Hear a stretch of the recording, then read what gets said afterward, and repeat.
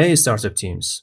Choosing the right project management tool can make or break your workflow. Today, we're comparing Jira and Linear to see which one's the best fit for your startup. Let's dive in. First up, Jira, built by Atlassian. It's a powerhouse for agile project management, offering customizable workflows, advanced issue tracking, and detailed reporting. Jira scales with your team, integrates with over 3,000 tools, and supports complex projects, making it ideal for startup planning to grow fast. But its interface can feel cluttered, and the learning curve is steep, especially for non-technical teams. Next, Linear. Designed for simplicity, Linear shines with its sleek, intuitive interface and lightning fast performance. It's built for software teams focusing on issue tracking, sprint planning, and real-time collaboration. With seamless integration like GitHub and Slack, it's a favorite for startups prioritizing speed and ease. However, it lacks the deep customization and reporting of Jira. So how do they stack up?